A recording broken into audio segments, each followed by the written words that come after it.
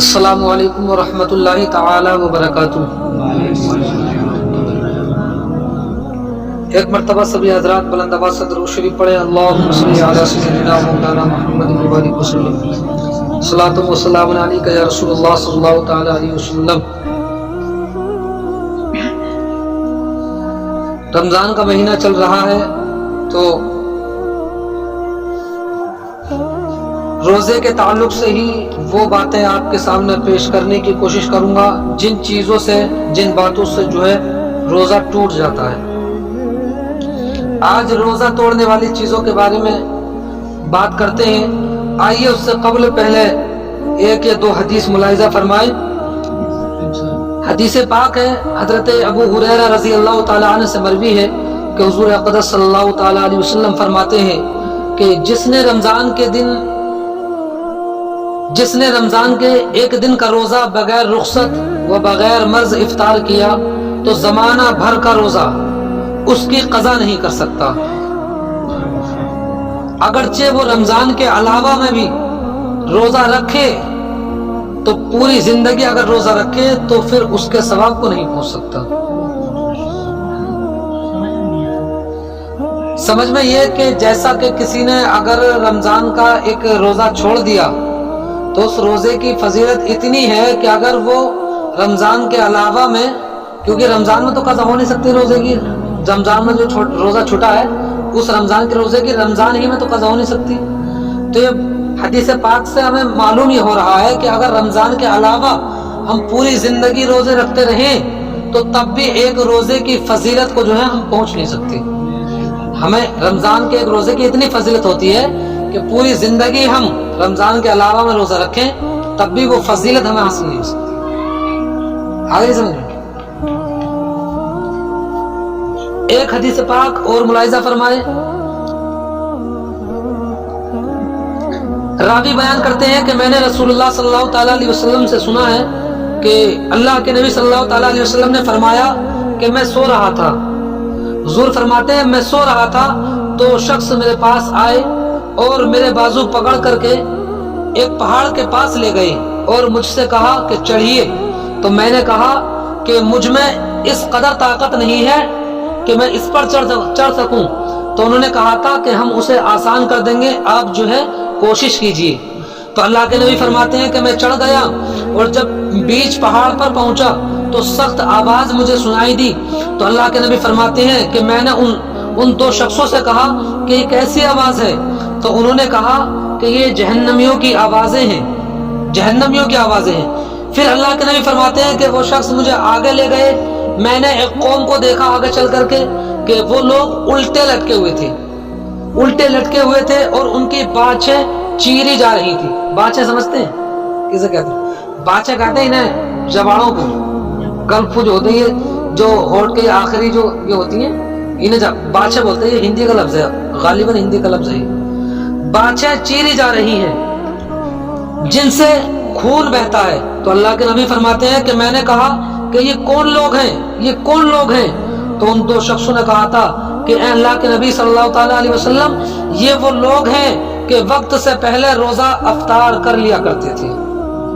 روزہ افطار کر دیتے تھے، روزے سے پہلے افطار کر دیتے، وقت سے پہلے روزہ افطار کر دیتے تھے، وقت سے پہلے روزہ افطار کر دیتے تھے۔ یہ دو حدیثیں ہیں۔ اب آئیے چند مسائل ان چیزوں کے بارے میں ملاحظہ فرمائے جن سے روزہ ٹوٹ جاتا ہے۔ مسئلہ ہے کہ کھانے پینے جمع کرنے سے روزہ ٹوٹ جاتا ہے جبکہ روزہ دار ہونا یاد نہ ہو، یہ تو آپ کو پچھلے مسائل سے معلوم ہی ہو گیا ہے۔ اور ایک مسئلہ ملاحظہ فرمائے کہ مسئلہ ہے حقہ، سگار، سگریٹ، چرس، ان سب چیزوں کے پینے سے روزہ ٹوٹ جاتا ہے اگرچہ اپنے خیال میں حلق تک دھواں نہ پہنچا ہو، یعنی کہ کوئی سوچا ہے سگریٹ پی لے بس اور یہ کہہ دے کہ حلق تک دھواں پہنچا نہیں ہے تو روزہ نہیں ٹوٹے گا، نہیں، بلکہ ان چیزوں سے روزہ ٹوٹ جائے گا۔ اور اگلا مسئلہ ملاحظہ فرمائے، شکر وغیرہ ایسی چیز جو منہ میں رکھنے سے گھل جاتی ہے، منہ میں رکھ لی اور تھوک نکل گیا اور تھوک نکل گیا تو روزہ جاتا رہا. یعنی کہ کوئی شکر وغیرہ چیز یا کوئی ایسی چیز جو تھوک میں رکھ کر کے پگھل جائے تو منہ میں رکھی اور وہ تھوک میں جو ہے پگھل گئی اور تھوک میں مل گئی اور وہ تھوک جو ہے اندر لے گیا تو پھر روزہ ٹوٹ جائے گا. مسئلہ ملاحظہ فرمائے کہ روزے میں دانت اکھڑوایا یا خون نکل کر حلق سے نیچے اترا اگرچہ سوتے میں ہی ہو ایسا ہوا ہو, یعنی کہ اگرچہ سونے کی حالت میں ہی یہ ہوا ہو تو اس صورت میں جو ہے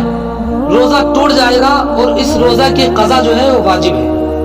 روزے کی قضا واجب ہے, اس کی قضا ادا کرنی پڑے گی. مسئلہ ہے کہ مرد نے پیشاب کے سوراخ میں پانی یا تیل ڈالا تو روزہ نہیں ٹوٹے گا. کسی مرد نے اپنے مطلب جو پیشاب کی نلکی ہوتی ہے اس کے سوراخ میں پانی ڈال دیا یا تیل ڈال لیا تو روزہ نہیں ٹوٹے گا اگرچہ اس کا اثر پانی کا مثانے تک بھی پہنچ گیا ہو. جیسا کہتے ہیں نا کہ کھانا اس وقت تک مانا جائے گا جب حلق میں ذائقہ معلوم ہو, اسی طرح سے اگر پیشاب کی نلکی میں پانی یا تیل ڈالا اگرچہ اس کا اثر مثانے تک پہنچ گیا ہو تب بھی جو ہے روزہ نہیں ٹوٹے گا. لیکن عورتوں کے لیے حکم یہ ہے کہ عورت نے اگر شرمگاہ میں پانی یا تیل ٹپکایا تو پھر روزہ ٹوٹ جائے گا, کیونکہ عورت کی شرمگاہ جو ہے بڑی ہوتی ہے. اور مسئلہ ملاحظہ فرمائے, سونے کی حالت میں پانی پی لیا یا کچھ کھا لیا یا منہ کھولا تھا اور پانی کا قطرہ گر گیا یا اولا حلق سے نیچے اتر گیا تو پھر روزہ ٹوٹ جائے گا. روزہ ٹوٹ جائے گا اگرچہ سونے کی حالت میں ہو یا بیداری کی حالت میں ہو. اور مسئلہ ہے کہ دوسرے کا تھوک نکل گیا یا اپنا ہی تھوک ہاتھ پر لیا اور ہاتھ پر لینے کے بعد پھر نکل گیا تو پھر روزہ ٹوٹ جائے گا. اور اگلا مسئلہ ملاحظہ فرمائے, منہ میں رنگین ڈورا رکھا, منہ میں رنگین ڈورا رکھا جس سے تھوک بھی رنگین ہو گیا اور پھر اس کے بعد تھوک نکل لیا تو روزہ ٹوٹ جائے گا. یعنی کہ مثال کے طور پر سفید ڈورا تھا, اس کو لال کر لیا تھا, اور وہ لال ڈورا کسی نے منہ میں رکھا. اب وہ لال ڈورا جب منہ میں رکھا تو وہ لال رنگ جو ہے وہ تھوک میں مل گیا, تھوک لال ہو گیا اور اس تھوک کو اندر نکل لیا تو پھر روزہ ٹوٹ جائے گا. اور مسئلہ ملاحظہ فرمائے, ڈورا بٹا ہوا تھا, ڈورا بٹا ہوا تھا, اسے تر کرنے کے لیے منہ پر گزارا. یعنی کہ ڈورا بٹا اور پھر جو ہے اسے منہ میں رکھ دیا, ایک بار رکھا, دو بار رکھا, تین بار رکھا تو روزہ اس صورت میں جو ہے نہیں جائے گا. مگر جب ڈورے سے کچھ رطوبت جدا ہو کر منہ میں رہی, یعنی کہ ڈورے پر کچھ رطوبت لگ گئی تھی, ٹھیک ہے, ڈورا جو ہے تھوک سے لگا اور وہ تھوک جو ہے منہ میں ہی رہا, پھر وہ ڈورے سے لگا ہوا تھوک اگر حلق کے نیچے اتار لیا تو روزہ ٹوٹ جائے گا. اور مسئلہ ملاحظہ فرمائے, آنسو منہ میں چلا گیا, آنسو منہ میں چلا گیا اور نگل گیا, اگر قطرہ ہے یا دو قطرے ہیں, ایک قطرہ ہے یا دو قطرہ ہے تو اس صورت میں جو ہے اس آنسو کے منہ میں جانے سے روزہ نہیں ٹوٹے گا. اور اگر زیادہ تھا, اتنا زیادہ تھا کہ اس کی نمکین منہ میں چلی گئی اور محسوس ہو گئی تو پھر اس صورت میں جو ہے اس صورت میں روزہ ٹوٹ جائے گا. اور جو حکم یہ آنسو کا ہے کہ آنسو اتنا زیادہ ہوا کہ منہ میں جو ہے حلق میں اس کی نمکینی جو ہے محسوس ہوئی تو روزہ ٹوٹ جائے گا. تو یہی حکم جو ہے پسینے کا ہے. اگر پسینہ ایک دو قطرہ ہوا تو روزہ نہیں ٹوٹے گا, لیکن پسینہ اتنا چلا گیا کہ اس کی نمکین حلق میں محسوس ہوئی تو روزہ ٹوٹ جائے گا. اور ایک مسئلہ ملاحظہ فرمائے, مسئلہ یہ ہے کہ قصدن بھر منہ قے کی اور روزہ دار ہونا یاد تھا تو مطلقاً روزہ جاتا رہا, اور اس سے کم کی تو نہیں. یعنی اگر کسی نے قصدن یعنی کہ جان بوجھ کر کے قے کی اور روزہ دار ہونا اسے یاد تھا تو پھر اس صورت میں روزہ ٹوٹ جائے گا,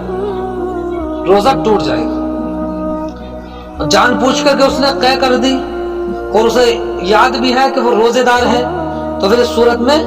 روزہ ٹوٹ جائے گا, چاہے وہ قے جو ہے وہ تھوڑی سی ہو یا زیادہ ہو، کیونکہ مسئلہ یہ ہے نا کہ اگر قے جو ہے منہ بھر کے ہو تو روزہ ٹوٹ جاتا ہے، تو وہی صورت میں جیسا مجبور یا طبیعت خراب ہے تو قے ہو گئی، تو اس صورت میں قے اگر تھوڑی ہے تو روزہ ٹوٹ جائے گا، روزہ نہیں ٹوٹے گا۔ اور اگر منہ بھر کے قے آ گئی کھانے کی، وہ بھی کھانے کی، بلغم کی یا کسی اور چیز کی آئے تو روزہ نہیں ٹوٹتا ہے۔ اگر منہ بھر کے قے آ گئی کھانے کی تو پھر اس صورت میں روزہ ٹوٹ جائے گا، اور اگر تھوڑی آئی تو روزہ نہیں ٹوٹے گا۔ لیکن اگر جان بوجھ کر کے پلٹی کر دی اور منہ بھر کے آ گئی یا منہ بھر کے نہیں آئی، تھوڑی بھی آئی، تو پھر اس صورت میں بھی روزہ ٹوٹ جائے گا۔ یہ سمجھ لیجئے کہ جان بوجھ کر کے اگر قے کی، پلٹی کی، تو چاہے تھوڑی ہو یا زیادہ ہو، ہر صورت میں جو ہے روزہ ٹوٹ جائے گا۔ اب آخری بات اور آخری مسئلہ میں آپ کو یہ بتا دیتا ہوں کہ روزے دار جو نہیں ہوتا اس کے لیے کیا حکم ہے، شریعت کیا اجازت دیتی ہے جو روزہ نہیں رکھتا ہے۔ مسئلہ یہ ہے کہ رمضان میں بلا عذر جو شخص اعلانیہ قصدن کھائے، بلا عذر، ایک تو عذر ہوتا ہے کہ شیخ فانی ہے، یعنی اتنا بزرگ ہے کہ اگر روزہ رکھے گا تو جان ہلاک ہو جائے گی، مر جائے گا، جو بھی شریعت کا جو ہے عذر ہے کہ اس عذر کے طور پر جو ہے، اس عذر کے تحت جو ہے روزہ نہیں رکھ سکتے ہیں، اگر ایسی صورت ہے تو پھر چھپا کر کے کھا سکتا ہے، لیکن اس کا بھی جو ہے بعد میں جو ہے فدیہ ادا کیا جاتا ہے، اس کا فدیہ ادا کیا جاتا ہے، وہ بھی انشاءاللہ آگے جو ہے بیان آئے گا، اس کے مسئلے بھی میں بتاؤں گا۔ لیکن یہاں بتانے کا میرا مقصد یہ ہے کہ رمضان میں اگر کسی شخص نے بلا عذر اعلانیہ قصدن کچھ کھایا، جان پوچھ کر کے دکھانے کے طور پر، تو شریعت کا مسئلہ یہ ہے کہ اسے قتل کر دیا جائے، اسے قتل کر دیا جائے، یہ مسئلہ شریعت کا ہے، اور بالکل قتل کرنے کا حکم ہے شریعت میں۔ یہ مسائل آپ کی خدمت میں حاضر کیا۔ اللہ رب العزت ہم تمام کو عمل خیر کی توفیق عطا فرمائے، اور پروردگار عالم ہم تمام کو روزے رکھنے کی طاقت و قوت عطا فرمائے۔ اللہ رب العزت کی بارگاہ میں دعا ہے، مالک و مولا ہم تمام کو حج بیت اللہ کی حاضری اور روزے رسول کی زیارت نصیب فرمائے۔